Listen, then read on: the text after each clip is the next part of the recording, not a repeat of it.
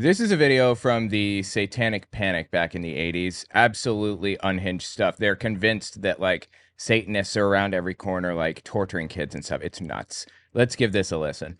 A law enforcement guide to satanic cults. Unfortunately, all of the signs of self-involvement, rebellion against authority, self-righteousness, disrespect towards parents, Self-righteousness. they're common in the growing up years. They're also signs of involvement in satanic cults. No, it isn't. Perhaps one of the major signs of cult involvement is when the group moves into obsession.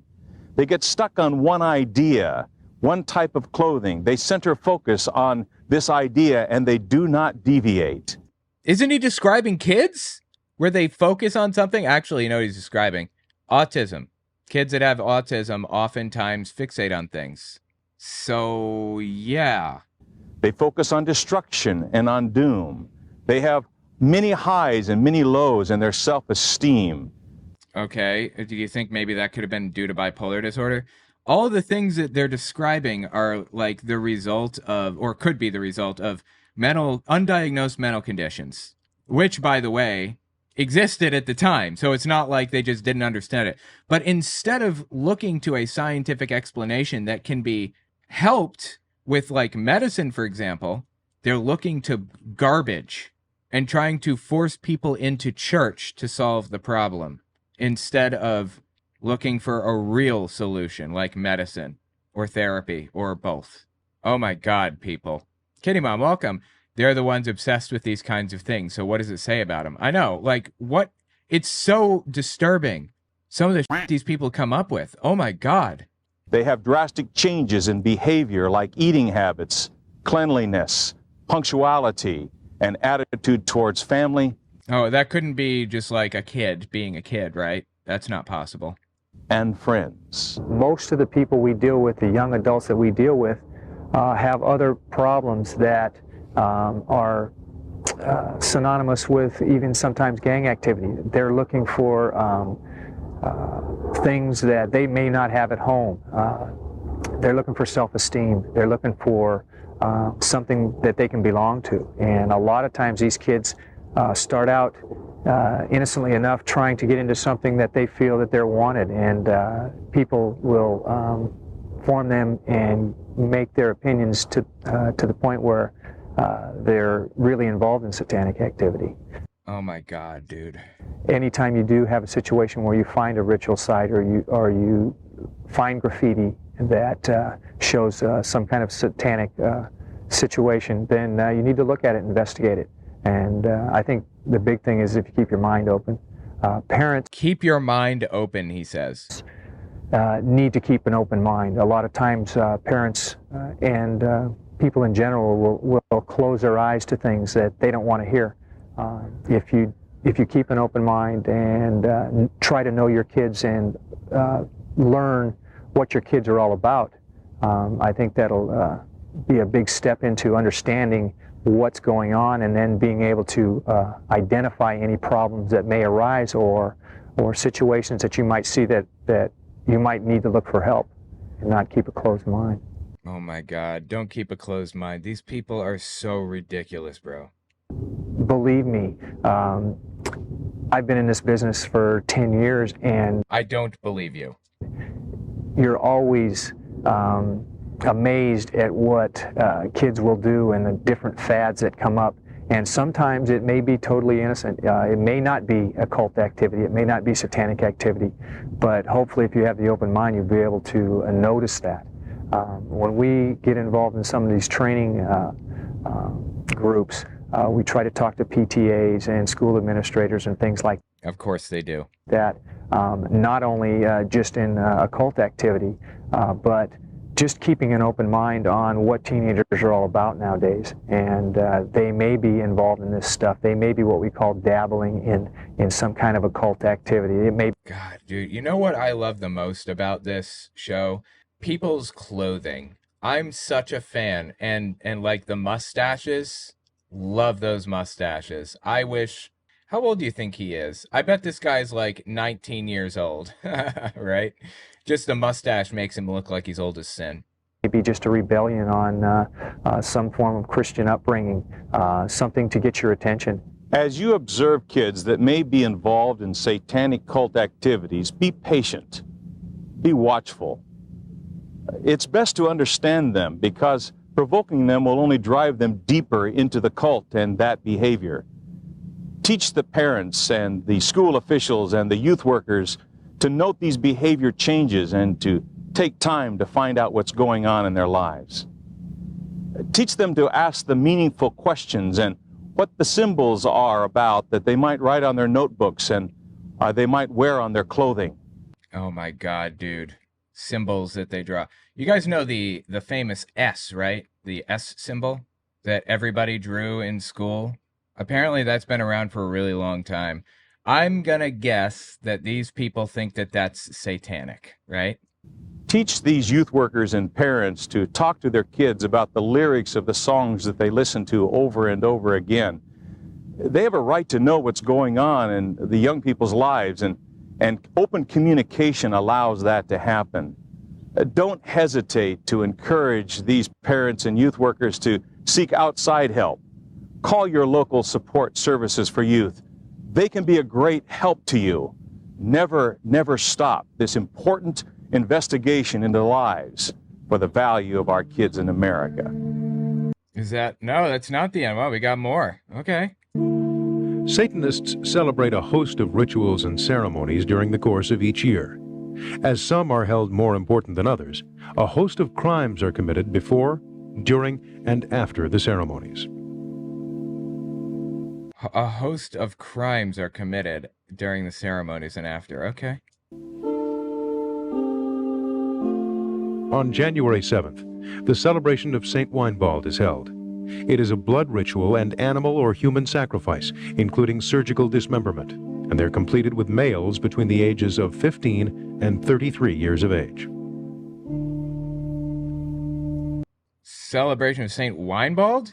Animal or human sacrifice?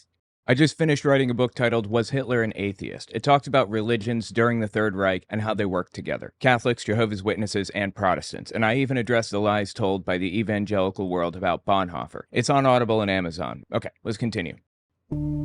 Satanic revels are held on January 17th.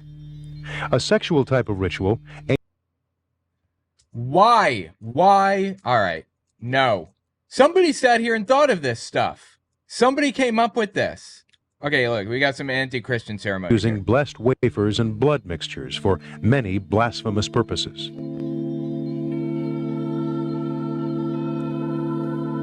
June 21st and 22nd signal the summer solstice, when orgies. Why are they obsessed with this stuff? Really? Somebody came up with this shit. All right, I'm jumping past these ridiculous rituals. All right, here we go. Here's the guy again. Satanic homicide.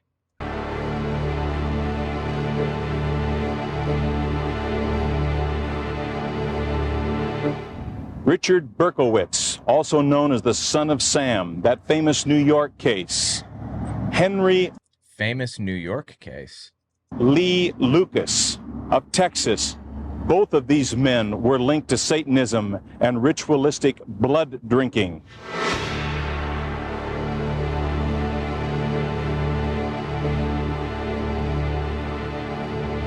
Stanley Dean Baker of Massachusetts. At the time of his arrest, he had one of his victim's fingers in his pocket, and he was charged with dismemberment. Yeah, people are psychotic. You just learning this for the first time? First of all, yeah, people are psychotic. And second, this has nothing to do with Satanism. Like, people are psychotic despite Satanism, not as a result. Like, this is how it works. Welcome to society. First time? He stabbed his victim 27 times, and he ate his heart. Yes, that is horrific.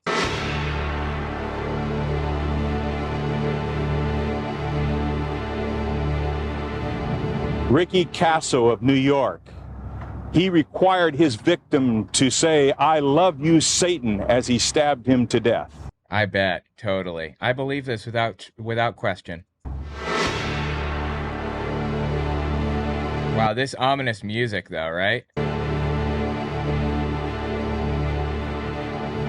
Carl Drew from Massachusetts. His satanic cult killed a 20-year-old woman. Oh my God, dude. Why are these people so disgusting? I'm not sitting here thinking of this stuff. They are. Why?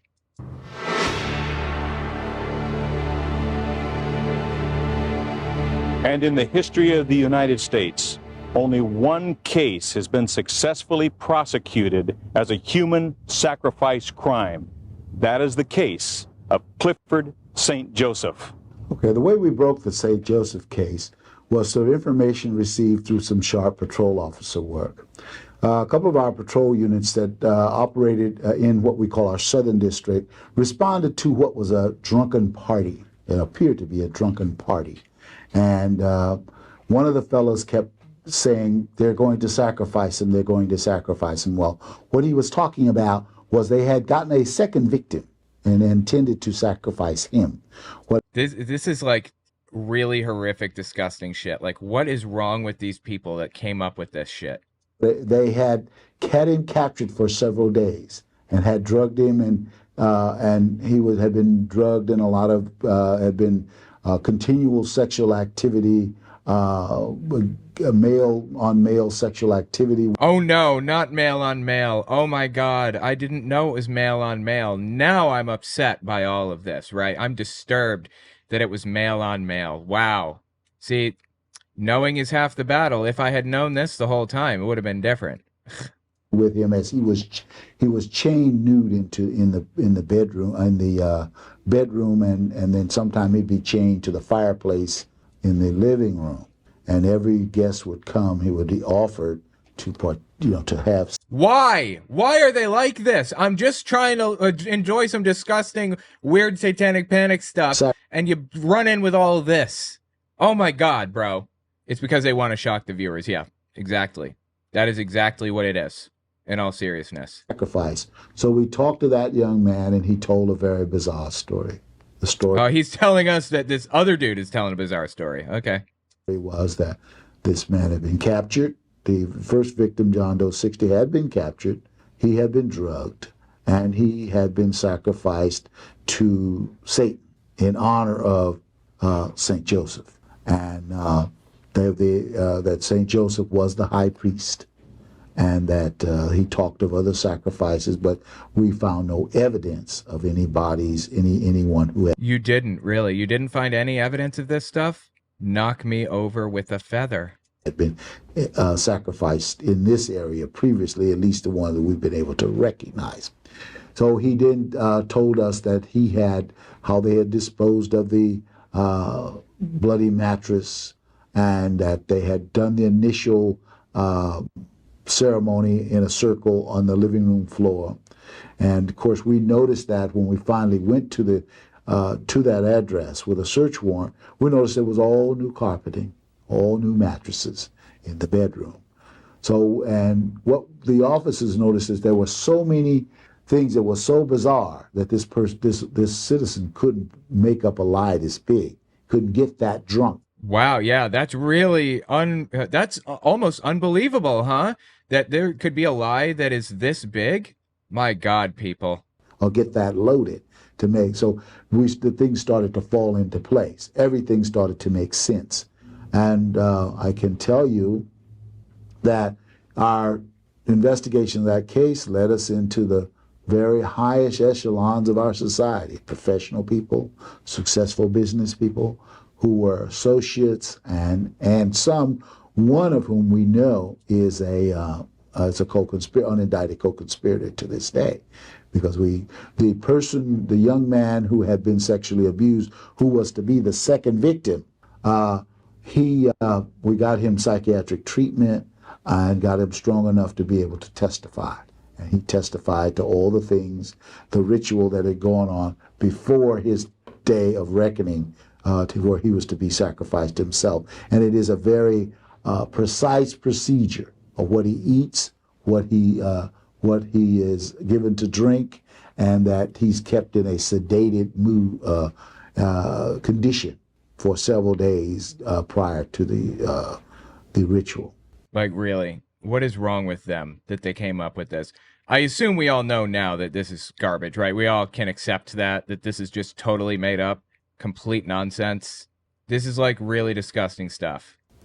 We were able to prosecute St. Joseph by using evidence, physical evidence, because he was clever enough not to. He's clever enough not to give us a statement.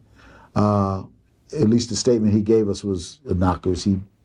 He was very clever in what he said and how he said it. But one of the things we were able to do is corroborate the two young men and with physical evidence. One, for example, we rolled that new rug back and the new carpeting, pulled it back, did a luminol check on the premises, and there was blood everywhere. And when we did the luminol, People are like depraved. Like that's how it works. Yes. People murder other people and stuff. Is that a surprise to anybody? Yeah, of course people are terrible. That's why we have police and stuff. It doesn't mean it had anything to do with like Satanism. Like, come on. examination of the premises, we found the kind of blood that we expected to find. Because as I told you, the body was almost devoid of blood. And we knew that wherever this had taken place, there had to be a lot of blood. So in the cracks and crevices of the hardwood floor beneath the carpeting, even there were small blood spatterings on the walls, the lower part of the French doors, despite the fact of a thorough cleanup that had been ordered by St. Joseph after they disposed of the body. They deliberately picked and carefully picked the John Doe 60 and the young man who was to be the second victim. And we were told that this is the habit. Nobody's going to ever look for these people.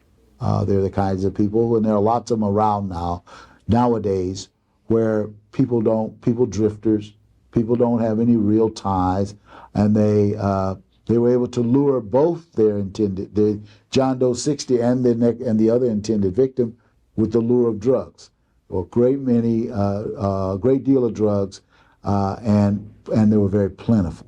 And that was Wow, that sounds like my kind of crowd right there. one of the lures that they were able to entice young men to these areas to look them over to see if they were possible suitable characters to be persons to be sacrificed.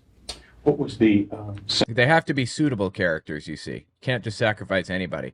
Satan doesn't like cheap sacrifice, I guess. sentence for St. Joseph, and how's that all going? His appeal has been, St. Joseph's sentence he was convicted of first-degree murder, and his sentence was life without possibility of parole, and it is Well, it sounds to me like the judicial system is working as intended then, right? going fine. His case has been upheld all the way up the line, so it was a successful prosecution. It's good, solid evidence. And it all helped to solve that case with some patrol officers being really sharp and following through on something that they saw that was unusual. I gotta ask, do we think that this case really had anything to do with like satanic anything at all? Or are we thinking that this was just some nutcase doing some crazy stuff? I'm not even sure if this is a real case, although this TV show has had a tendency to kind of provide accurate information for the most part. They've just like skewed it in their own weird direction for their own purposes. So I can't tell if this case is even real, but if so, did it have anything to do with Satanism at all? Anything? I have to wonder. And not discounting a person as being just a crazy, drunk, hyped up kid, that they took the time to say, hey, wait a minute, it's too many unusual things going on here. Let's if we don't know, let us call somebody who may know. And Oh my God, this is the satanic expert bit, right? People who are satanic cult experts. Oh my God, dude. then by doing that, they gave us the lead that we needed to break that case. On ritualistic, satanic, cult kinds of crimes, you'll see a lot of unexplained behavior. Try not to rationalize it off as being just a bunch of kooks or just a bunch of druggies. I mean, that seems like the most logical, assumption. Hang on, let me just look something up real fast. Let me just. Oop, I'm just looking for. Where is the? Wait, 1 second here. Satanic Panic. Is this it? Yes, Found Footage Fest. Foundfootagefest.com is really interesting. Oh, no way. They had a Dark Lord Blood on there. It's old VHS tapes that they found and kind of converted over to digital format. And I found a bunch of Satanic Panic stuff on here. It's really fascinating. Investigate, talk to people, identify people who are there, ask those persons who appear to be really loaded, book them as drunk, book them as under the influence, call the detectives and ask. Look for unusual kinds of weapons, unusual kinds of cuts or wounds. And for example, a single wound, none of the wounds when you looked at the body of John Doe 60, just as a layperson, none of these wounds would kill him. Even the carving of the pentagram into his chest, he'd bleed, but this wouldn't kill him. And there was the fact that you have a dead body and there's no there's no blood. There's some blood on the body, but there's no blood in and around the scene. Secondary scenes, because they've got. Well, why would there be no blood at the scene? I mean, wouldn't he still be bleeding out? To get rid of the body. They got to get rid of it somehow. So we have to be very aware of anything unusual. Follow through on it. Call in help. Don't be embarrassed to say. Look, aren't you supposed to follow up on unusual things anyway? He isn't telling people to follow up on unusual things, really. He's telling people to assume it's Satanism related and find ways to link it to that. Police are supposed to notice unusual things. This is not new. The new aspect is the Satanism. Say, hey, look, I don't quite know what's going on here.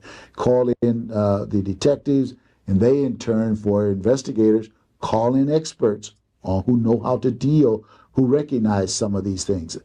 But one of the things they recognize some of these things. Oh, please. We'll see quite frequently, though, they do leave their mark. For example, the upside down pentagram on John Doe 60's chest.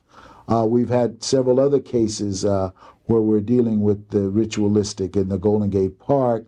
This case was never solved, but this young woman was in the middle of a circle, and all around her were pentagrams painted on the trees. Do you ever consider the possibility maybe people are just trying to f with you?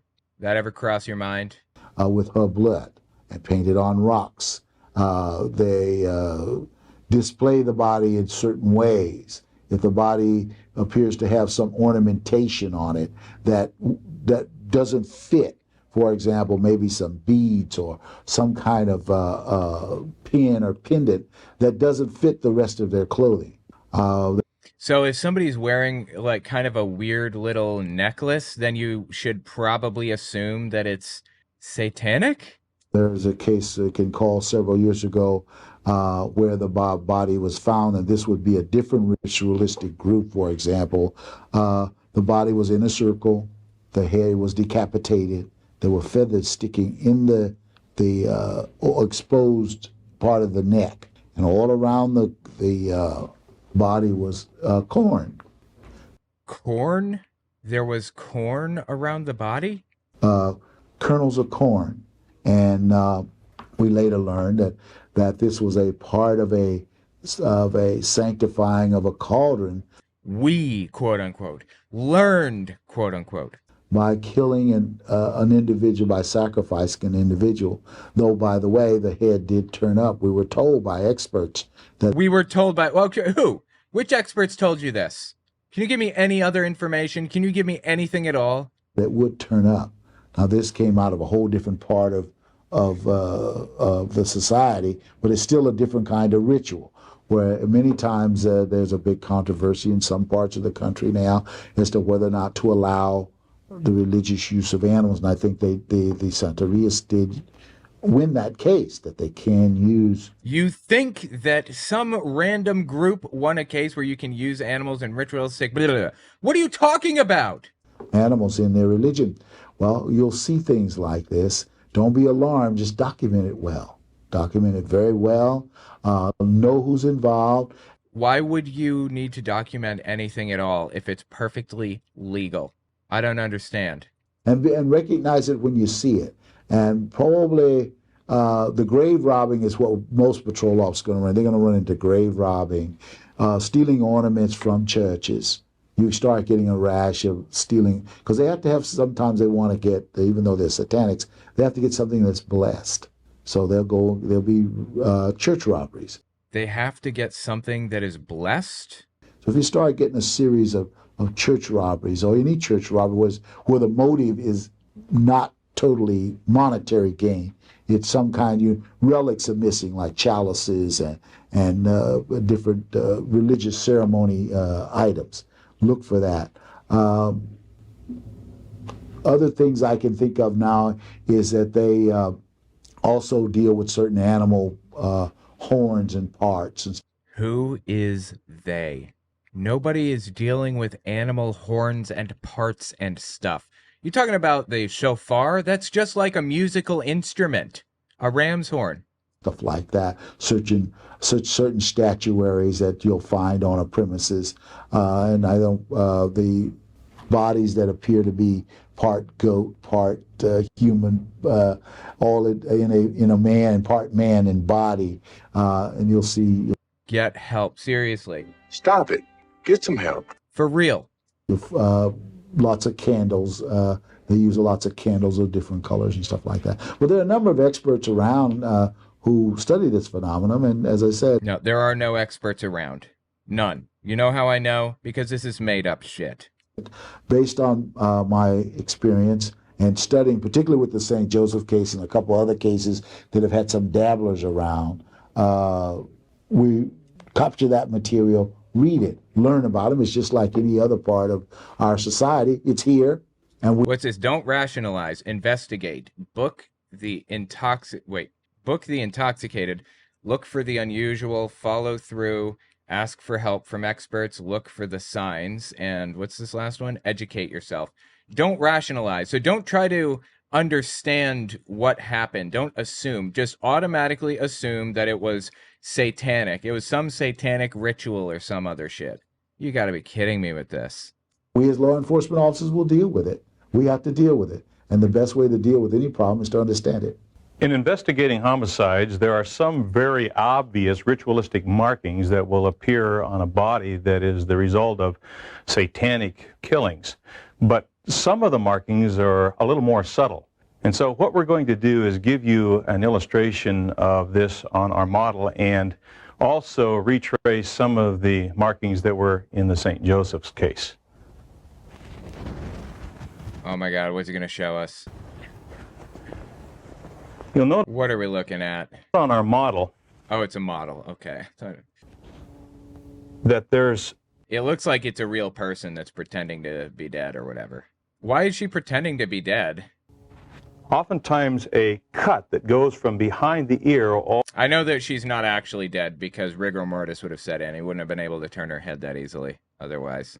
All the way down to the throat. You'll also notice that on the carotid, this right here would be cut where the blood would have been drained. And oftentimes there's wax laid on it to cover it up afterward. Oftentimes? Do you have even one case where this has happened? One example. If I've said it once, I've said it 1,000 times. Somebody sat around and thought about this shit. Somebody came up with this horrific nonsense. One of these nutcases on screen came up with this shit. What is wrong with these people? Words after the body has deceased. They will also put wax over the eyelids after they're deceased, and so those would be some of the head markings that would indicate a ritualistic killing. Another area that's obvious in these kinds of ritualistic carvings would be the pentagram or the inverted pentagram on the right and the left side of the upper chest. This oftentimes is the signature of the high priest. Oh, so high priests have signatures, I see. Another area that you might find satanic ritual carving is in the stomach area. And as was true in the St. Joseph's case, the pentagram or the inverted pentagram was carved right here in his abdomen area. And you'll note again the points representing again the goat's head. Another area we'll want to note is the foot area. And right here behind the ankle bone, there is oftentimes an incision, just as our markings would indicate. And beyond that, on the bottom of the foot, they will sometimes cut the flesh and peel it back. Bro, these people are so depraved. And so you'll also note that. Another thing that is oftentimes done in ritualistic homicides is a placed in Oh my God. They are obsessed with this stuff. Why? body of a person such as this. Please note each and every one of these markings. You might just see one of the markings. It could be just the carotid, or it might be just the marks behind the ankle, You've got to be kidding me with this. or as obvious as the pentagram. But whatever it is, if you look just a little bit deeper, ask a few more questions, and note to the investigators more information, it could lead to the solution of other crimes that have been just passively sitting on the desk without any clues. Oh my God, man. This is just insane. Anyway, let me know what you think about these people in the comments. This is just wild to me. Anyway, let me know what you think about this in the comments. This is nuts, bro. This is nuts.